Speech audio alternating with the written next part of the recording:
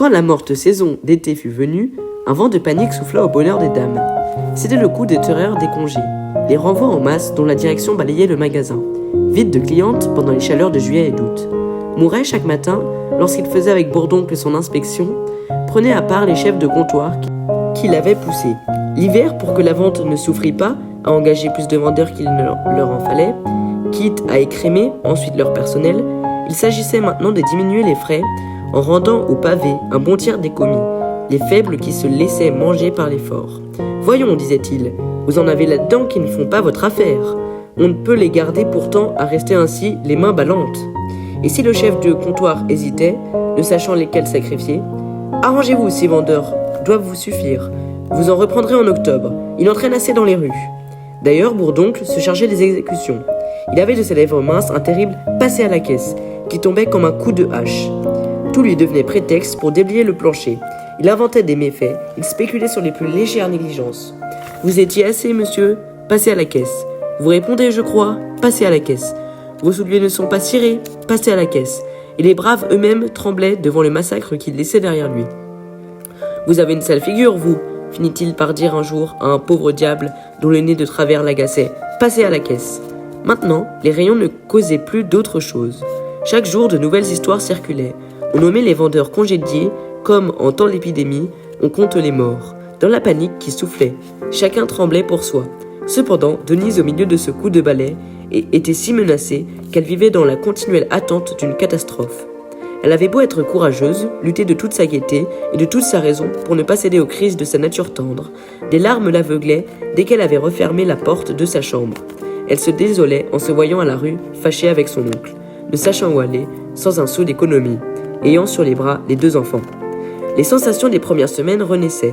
Il lui semblait être un grain de mil sous une meule puissante, et c'était en elle un abandon découragé à se sentir si peu de choses dans cette grande machine qui l'écraserait avec sa tranquille indifférence. Aucune illusion n'était possible. Si l'on congédiait une vendeuse des confections, elle se trouvait désignée. On ne lui pardonnait pas d'ailleurs d'être allée à Joinville. On voyait là une révolte, une façon de narguer le comptoir tout entier, en s'affichant dehors avec une demoiselle du comptoir ennemi. Jamais Denise n'avait plus souffert au rayon, et maintenant elle désespérait de le conquérir. « Laissez-les donc, répétait Pauline, des poseuses, qui sont bêtes comme des oies. » Mais c'était justement ces allures de dame qui intimidaient la jeune fille. Presque toutes les vendeuses, dans leur frottement quotidien, avec la clientèle riche, prenaient des grâces, finissaient par être d'une classe vague, flottant entre l'ouvrière et la bourgeoisie.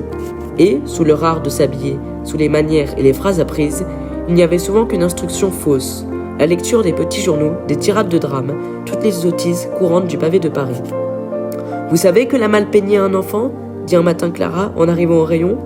Et comme on s'étonnait, puisque je l'ai vu hier soir qui promenait le mioche, elle doit le remiser quelque part. À 2 jours de là, Marguerite, en remontant de dîner, donna une autre nouvelle. « C'est du propre, je viens de voir l'amant de la malle peignée, un ouvrier, imaginez-vous. » Oui, un sale petit ouvrier, avec des cheveux jaunes qui la guettait à travers les vitres. Dès lors, ce fut une vérité acquise. Denise avait un manœuvre pour amant et cachait un enfant dans le quartier. On la cribla d'allusions méchantes. La première fois qu'elle comprit, elle devint toute pâle, devant la monstruosité de pareilles suppositions. C'était abominable. Elle voulut s'excuser. Elle balbutia. « Mais ce sont mes frères !»« Oh, ses frères !» dit Clara, de sa voix de blague. Il fallut que Madame Aurélie intervint. « Taisez-vous, mademoiselle, vous feriez mieux de changer ces étiquettes. Mademoiselle Baudu est bien libre de se mal conduire dehors, si elle travaillait ici au moins. » Et cette défense sèche était une condamnation. La jeune fille, suffoquée comme si on l'avait accusée d'un crime, tâchait vainement d'expliquer les faits. On riait, on haussait les épaules. Denise finit par ne plus répondre. C'était trop odieux, personne ne la croirait. Quand une camarade risquait une nouvelle allusion, elle se contentait de la regarder fixement d'un air triste et calme. D'ailleurs, elle avait d'autres ennuis, des soucis matériels qui la préoccupaient davantage. Elle s'en était ouverte à Robineau, qui lui restait sympathique depuis leur première rencontre chez Vinsart. Il lui avait procuré des nœuds de cravate, 5 sous la douzaine. La nuit de 9h à 1h, elle pouvait en coudre 6 douzaines, ce qui lui faisait 30 sous, sur lesquels il fallait déduire une bougie de 4 sous. Elle ne se plaignait pas du manque de sommeil. Elle serait estimée très heureuse si une catastrophe n'avait qu'une fois encore bouleversé son budget. À la fin de la seconde quinzaine, lorsqu'elle s'était présentée chez l'entrepreneuse, des nœuds de cravate, Elle avait trouvé, porte close, une faillite, une banqueroute qui lui emportait 18 francs 30 centimes, somme considérable, et sur laquelle, depuis 8 jours, elle comptait absolument. Toutes les misères du rayon disparaissaient devant ce désastre. « Vous êtes triste ?» lui dit Pauline, qui la rencontra dans la galerie de l'ameublement. « Est-ce que vous avez besoin de quelque chose ? Dites !» Mais Denise devait déjà 12 francs à son amie. Elle répondit en essayant de sourire. « Non, merci, j'ai mal dormi, voilà tout. » C'est le 20 juillet, au plus fort de la panique des renvois. Sur les 400 employés, Bourdoncle en avait déjà balayé 50. Et le bruit courait d'exécutions nouvelles. Elle ne songea guère pourtant aux menaces qui soufflaient. Elle était tout entière à l'angoisse d'une aventure de Jean, plus terrifiante que les autres. Ce jour-là, il lui fallut 15 francs, dont l'envoi pouvait seul la sauver de la vengeance d'un mari trompé. La veille, elle avait reçu une première lettre, posant le drame, puis coup sur coup, elle en était venue 2 autres. La dernière surtout qu'elle achevait, quand Pauline l'avait rencontrée, et où Jean lui annonçait sa mort pour le soir, s'il n'avait pas les 15 francs. Elle se torturait l'esprit. Impossible de prendre sur la pension le pépé, payé depuis 2 jours. Toutes les malchances tombaient à la fois, car elle espérait rentrer dans ses 18 francs 30 en s'adressant à Robineau, qui retrouverait peut-être l'entrepreneuse des nœuds de cravate. Mais Robineau, ayant obtenu un congé de 2 semaines, n'était pas revenu la veille comme on l'attendait. Cependant, Pauline la questionnait encore amicalement.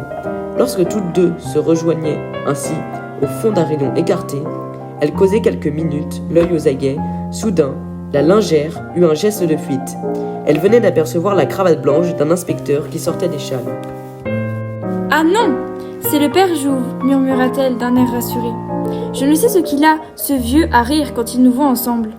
À votre place, j'aurais peur, car il est trop gentil pour vous. Un chien fini, mauvais comme la gale et qui croit encore parler à ses troupiers. » En effet, le père Jouve était détesté de tous les vendeurs, pour la sévérité de sa surveillance. Plus de la moitié des renvois se faisaient sur ses rapports. « Pourquoi aurais-je peur ?» demanda Denise. « Dame !» répondit Pauline en riant. « Il exigera peut-être de la reconnaissance. Plusieurs de ces demoiselles se le ménagent. » Jouve s'était éloignée en feignant de ne pas les voir, et elles l'entendirent qui tombait sur un vendeur en elle, coupable de regarder un cheval abattu dans la rue Sainte-Neuve-Augustin. « À propos, reprit Pauline, vous ne cherchiez pas Monsieur Robineau hier. Il est revenu. » Denise se crut sauvée. « Merci, je vais faire le tour alors et passer par la soirée. » « Tant pis, on m'a envoyé là-haut, à l'atelier, pour un poignard. » Comme Denise descendait, Favier mettait justement une robe de soie légère, à pois rose, pour Madame Boutarel, débarquée la veille du midi. Depuis le commencement du mois, les départements donnés, on ne voyait guère que des dames fagotées, des châles jaunes, des jupes vertes, le déballage en masse de la province. Les commis, indifférents, ne riaient même plus. Favier accompagna Madame Boutarel à la mercerie, et quand il reparut, il dit à Hutin : « Hier, toute auvergnate, aujourd'hui, toute provençale. J'en ai mal à la tête. » Denise traversait le rayon des soieries en ralentissant sa marche et en regardant autour d'elle pour découvrir Robineau. Elle ne le vit pas, alla dans la galerie du Blanc, puis traversa une seconde fois. Les 2 vendeurs s'étaient aperçus de son manège. « La voilà encore, cette désossée !» murmura Hutin. « Elle cherche Robineau, dit Favier. Je ne sais ce qu'ils fricotent ensemble. Oh, rien de drôle. Robineau est trop bête là-dessus. On raconte qu'il lui a procuré un petit travail, des nœuds de cravate. Hein ? Quel négoce !» Hutin méditait une méchanceté. Lorsque Denise passa près de lui, il l'arrêta en disant : « C'est moi que vous cherchez ?» Elle devint très rouge. Depuis la soirée de Joinville, elle n'osait lire dans son cœur où se heurtaient des sentiments confus. Elle le revoyait sans cesse avec cette fille aux cheveux roux, et si elle frémissait encore devant lui, c'était peut-être de malaise. L'avait-elle aimé ? L'aimait-elle toujours ? Elle ne voulait point remuer de ces choses qui lui étaient pénibles. « Non, monsieur, répondit-elle, embarrassée. Alors Hutin s'amusa de sa gêne. « Si vous désirez qu'on vous le serve, Favier, servez donc Robineau à mademoiselle. » Elle le regarda fixement du regard triste et calme dont elle recevait les allusions blessantes de ces demoiselles. Ah, il était méchant, il la frappait ainsi que les autres. Il y avait en elle comme un déchirement, un dernier lien qui se rompait. Son visage exprimait une telle souffrance que Favier, peu tendre de son naturel, vint pourtant à son secours. « Monsieur Robineau était au réassortiment, dit-il. Il rentrera pour déjeuner sans doute.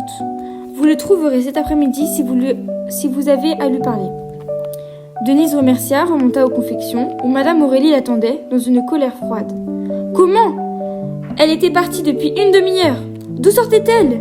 Pas de l'atelier, bien sûr. » La jeune fille baissait la tête, songeait à cet acharnement du malheur. C'était fini, si Robineau ne rentrait pas. Cependant, elle se promettait de redescendre. Aux soirées, le retour de Robineau avait déchaîné toute une révolution. Le comptoir espérait qu'il ne rentrerait pas, dégoûté des ennuis qu'on lui créait sans cesse, et un moment en effet, toujours pressé par Vinçart qui voulait lui céder son fonds de commerce, il avait failli le prendre. Le sourd travail de Hutin, la mine qu'il creusait depuis de longs mois sous les pieds du second, allait enfin éclater. Pendant le congé de celui-ci, comme il le suppléait à titre de premier vendeur, il s'était efforcé de lui nuire dans l'esprit des chefs, de s'installer à sa place par des excès de zèle. C'étaient de petites irrégularités découvertes et étalées, des projets d'amélioration soumis, des dessins nouveaux qu'il imaginait. Tous d'ailleurs dans le rayon, depuis le débutant rêvant de passer rêveur jusqu'au premier convoitant la situation d'intéressé, tous n'avaient qu'une idée fixe, déloger le camarade au-dessus de soi, pour monter d'un échelon, le manger s'il devenait un obstacle. Et cette lutte des appétits, cette poussée des uns sur les autres, était comme le bon fonctionnement même de la machine, ce qui enrageait la vente et allumait cette flambée du succès dont Paris s'étonnait. Derrière Hutin, il y avait Favier, puis derrière Favier, les autres, à la file. On entendait un gros bruit de mâchoire. Robineau était condamné, chacun déjà emportait son os. Aussi, lorsque le second reparut, le grognement fut-il général. Il fallait en finir, l'attitude des vendeurs lui avait semblé si menaçante que le chef de comptoir, pour donner à la direction le temps de prendre un parti, venait d'envoyer Robineau au réassortiment. « Nous préférons nous en aller tous, si on le garde, » déclara Hutin. Cette affaire ennuyait Boutemont, dont la gaieté s'accommodait mal d'un tel tracas intérieur. Il souffrait de ne plus avoir autour de lui que des visages renfrognés. Pourtant, il voulait être juste. « Voyons, laissez-le tranquille, il ne vous fait rien. » Mais des protestations éclataient. « Comment ? Il ne nous fait rien !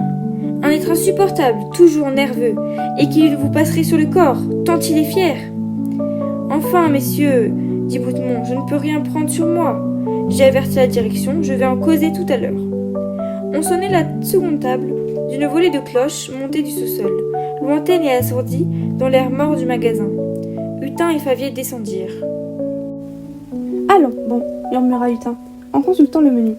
Écrit sur un tableau noir, au-dessus du guichet, du bœuf, sauce piquante ou de l'arrêt. Jamais de rôti dans cette baraque. Ça ne tient pas au corps, leur bouillie et leur poisson. Elle est froide, leur déclara Favier, dont la main ne sentait pas la chaleur. Hutin grondait surdement. Avec ça, j'ai une faim. C'est toujours ainsi, dit Favier, qui s'installait à sa gauche. Il n'y a rien quand on crève. La table se remplissait rapidement. Elle contenait 22 couverts. D'abord, il n'y a qu'un tapage violent de fourchettes. Une goinfrerie de grands gaillards aux estomacs creusés par 13 heures de fatigue quotidienne. « Dis donc, et votre Robineau ?» demanda le vendeur à Hutin. « Eh bien, il est revenu, Robineau. » Puis, se fâchant tout un coup. « Mais sacre Dieu, ils m'ont donné de l'âne !» À la fin, c'est dégoûtant. « Ma parole d'honneur. »« Ne vous plaignez donc pas, » dit Favier. « Moi qui ai fait la bêtise de prendre de l'arrêt, elle est pourrie. » Tout parlait à la fois. S'indigner, plaisanter, dans un coin de la table, contre le mur, Deloche mangeait silencieusement. « Favier, passez votre raie à Daloche, il l'aime comme ça. » À votre viande, Hutin, Deloche la demande pour son dessert. Mais un léger sifflement le fit taire. On signalait la présence de Mouret et de Bourdoncle dans le couloir. Depuis quelque temps, les plaintes des employés devenaient telles que de la direction infectée de descendre juger par elle-même la qualité de la nourriture. Aussi, dans le brusque silence, les oreilles se tendirent, on écouta des voix qui sortaient de la salle voisine, où Mouret et Bourdoncle venaient d'entrer. Celui-ci déclarait le bœuf excellent. Et Mignot, suffoqué par cette affirmation tranquille, répétait « Mâchez-le pour voir !» Alors Mouret se répandit en paroles cordiales. Il ferait tout pour le bien-être de ses employés. Il était leur père.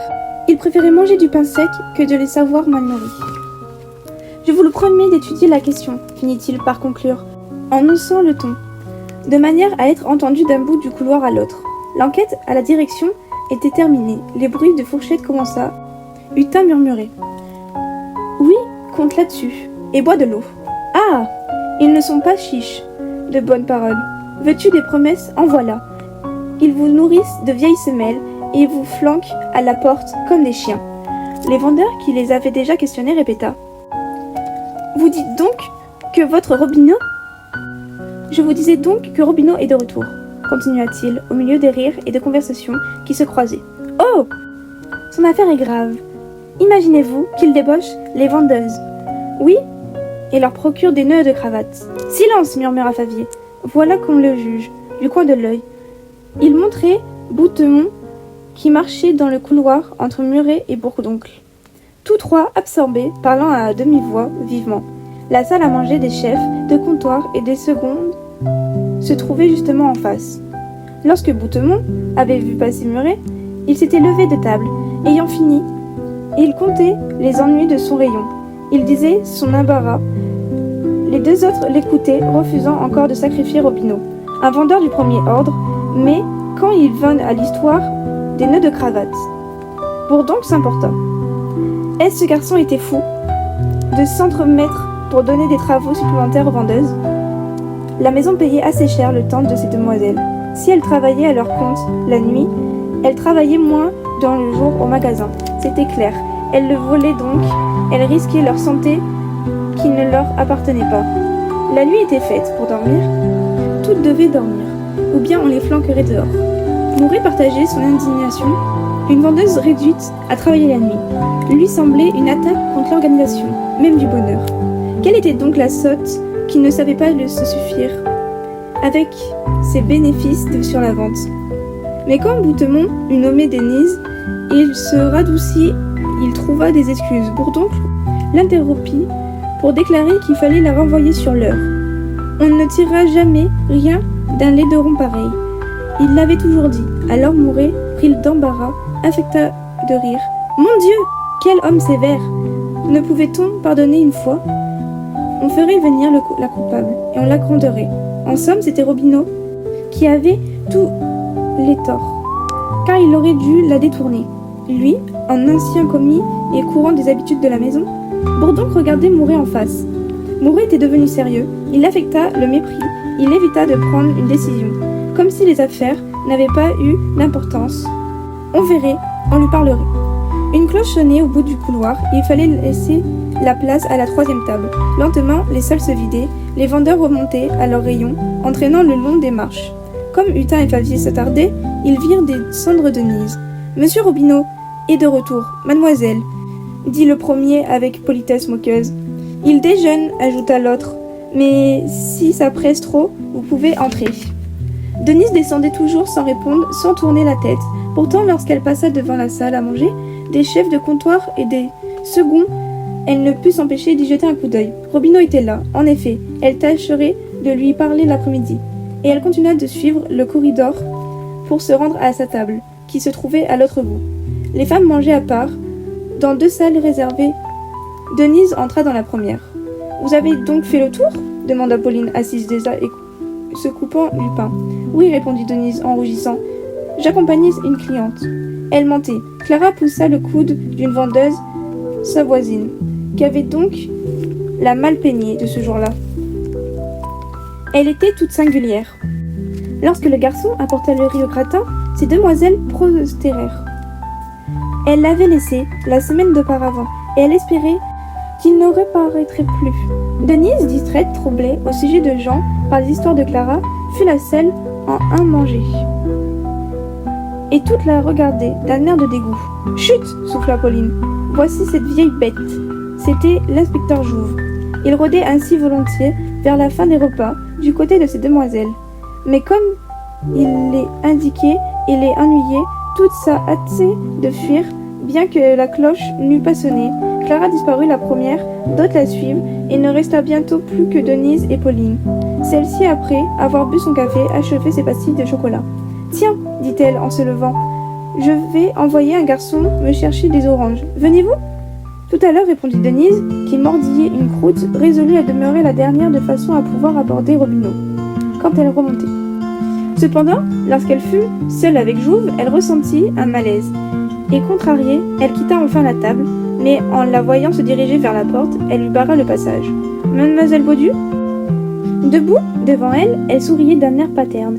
Ses grosses moustaches grises, ses cheveux taillés en brosse lui donnaient une grande honnêteté militaire, et il poussait en avant sa poitrine où s'étalait son ruban rouge. « Quoi donc, monsieur Jouve ?» demanda-t-elle rassurée. « Je vous ai encore aperçu ce matin, causant là-haut, derrière les tapis. Vous savez que c'est contraire au règlement. Et si je faisais mon rapport ?»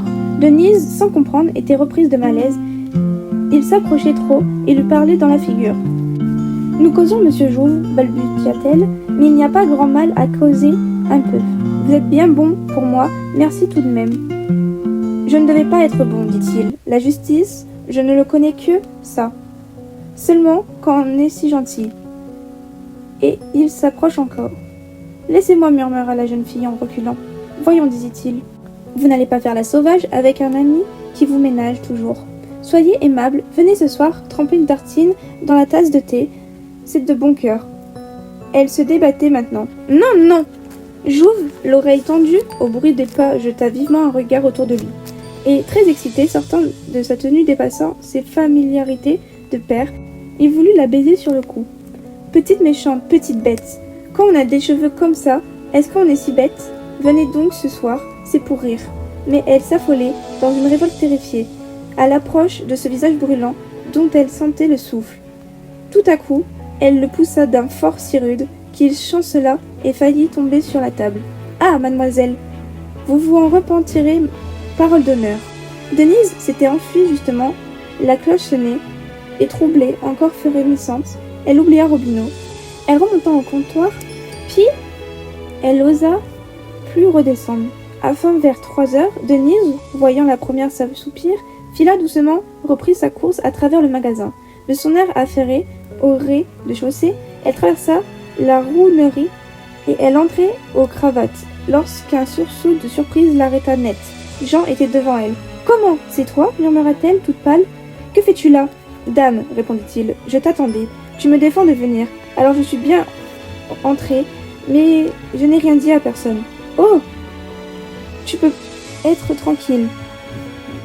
Ne fais pas semblant de me connaître si tu veux. » Des vendeurs les regardaient déjà. L'air étonné, Jean baissa la voix. « Tu sais, elle a voulu m'accompagner. Oui, elle est sur la place, devant la fontaine.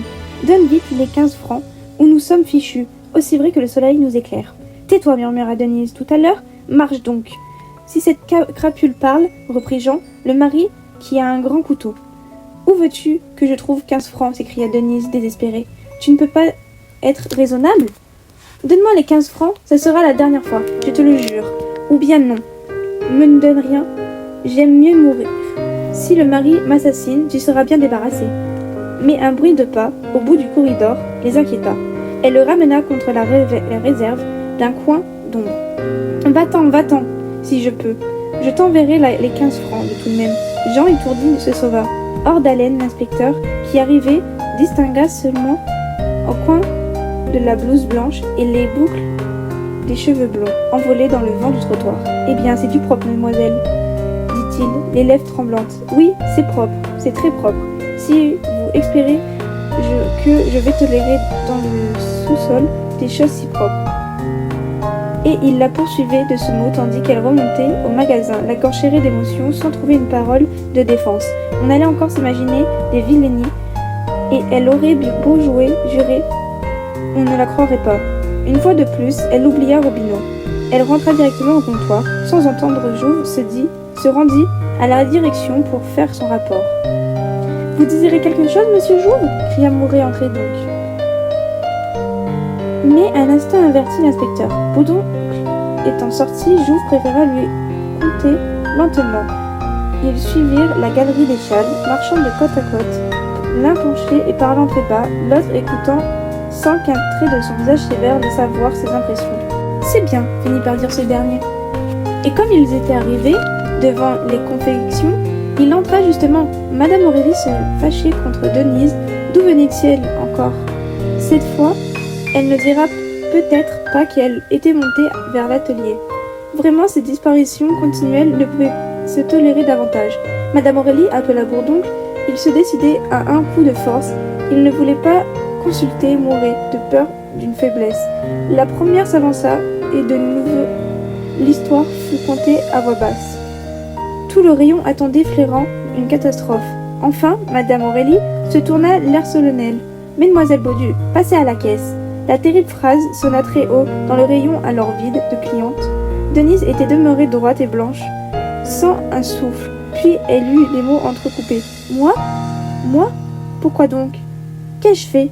Bourdoncle répondit durement qu'elle le savait, qu'elle ferait mieux de ne pas provoquer une explication. Et il parla des cravates, et il dit que ce sera joli. Si toutes ces demoiselles voyaient des hommes dans le sous-sol. « Mais c'est mon frère !» cria-t-elle, avec la colère douloureuse d'une vierge volonté. Marguerite et Clara se mirent à rire, tandis que Madame Frédéric, si discrète l'habitude, hochait également la tête d'un air incrédule. À quoi bon se débattre ? Pourquoi vouloir s'imposer quand personne ne l'aimait ? Et elle s'en alla sans ajouter une parole. Elle ne jeta même pas un dernier regard de ce salon où elle l'avait lutté si longtemps. Alors, sans même prévenir Deloche et Pauline, elle passa tout de suite à la caisse. « Mesdemoiselles, dit l'employé, vous avez 22 jours, ça fait 18 francs, 70 auxquels il faut ajouter 7 francs de temps pour 100 et de gelt. C'est bien votre compte, n'est-ce pas ? Oui, monsieur, merci. » Et Denise s'en allait avec son argent lorsqu'elle rencontra enfin Robineau. Elle avait appris déjà le renvoi et lui promit de retrouver l'entrepreneuse de cravate. Tout bas, il la consolait et s'emportait. Quelle existence ! Se voir à la continuelle merci d'un caprice. Être jeté dehors d'une heure à l'autre sans pouvoir même exiger les appointements du mois entier. Denise monta prévenir Madame Capin qu'elle tâcherait de faire prendre sa malle dans la soirée. 5 heures sonnaient lorsqu'elle se trouva sur le trottoir de la place Gaillon, étourdie au milieu des frarques et de la foule. Le soir même, comme Robineau rentrait chez lui, il reçut une lettre de la direction, l'avertissant en 4 lignes que pour des raisons d'ordre intérieur, elle se voyait forcée de renoncer à ses services. Il était depuis 7 ans dans la maison. L'après-midi encore, il avait causé avec ces messieurs. Ce fut un coup de massue. Hutin et Favier chantaient victoire à sa soie, aussi bruyamment que Marguerite et Clara triomphaient aux confections bon débarras. Les coups de balai font de la place. Seuls quand ils se rencontraient, à travers la cohue des rayons, Deloche et Pauline échangeaient des mots navrés, regrettant Denise, si douce et si honnête. « Ah !» disait le jeune homme, « si elle réussissait jamais autre part, je voudrais qu'elle rentrât ici, pour leur mettre les pieds sur la gorge. À toutes c'est pas grand-chose. » Et ce fut Bourdoncle qui, dans cette affaire, supporta le choc violent de Mouret. Lorsqu'il ce dernier apprit le renvoi de Denise, il entra dans une grande irritation. D'habitude, il s'occupait fort peu du personnel, mais il affecta cette fois de voir là un empiétement de pouvoir, une tentative d'échapper à son autorité. Est-ce qu'il n'était plus le maître par hasard pour qu'on se permît de donner des ordres ? Cependant, Bourdoncle, fort de sa résistance passive, pliait l'échine. Sous la burrasque, il étudiait, murmurait. Enfin, un jour, où il vit plus calme, il osa dire d'une voix particulière « Il vaut mieux pour tout le monde qu'elle soit partie. » Mouret resta gêné, le sang au visage. « Ma foi, répondit-il en riant, vous avez peut-être raison. Descendons voir la vente. Ça remonte. On a fait près de 100 000 francs hier. »